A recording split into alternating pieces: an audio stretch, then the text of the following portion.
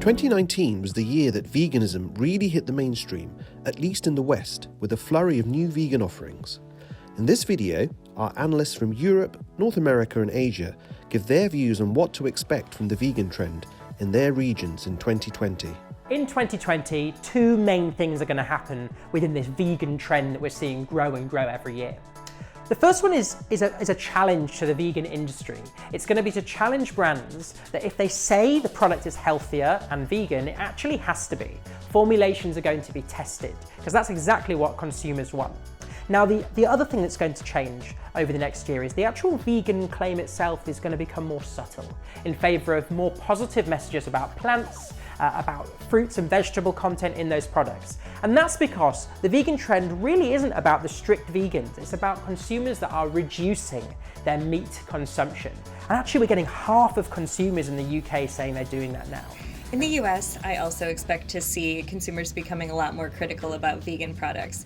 There's just so much choice. We're seeing new products all the time, and it's not going to be enough to just be plant-based. There's going to have to be a reason, some sort of benefit that these products are providing.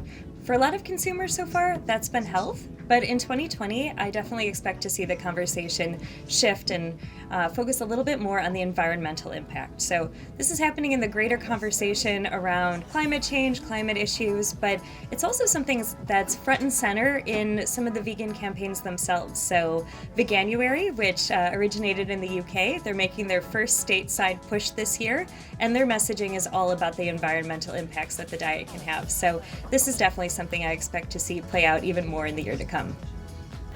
Many Asian cultures have culinary traditions that are vegetarian or primarily plant-based, which from a dietary perspective is very much in line with modern veganism. Interestingly, the uptake in veganism is seen even with meat eaters who want to incorporate more plant-based food into their diet.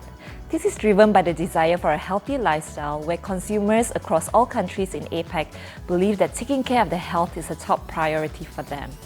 In 2020, we will see an interest in plant-based food in Southeast Asia, which will grow in parallel with continued meat consumption.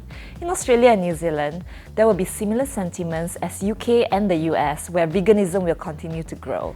If you're a Mintel client, then visit the Mintel Food and Drink site for our latest insights into how veganism and other hot trends will shape up this year. If you're not a client, then check out the Mintel blog for our thoughts on a wide range of food and drink topics.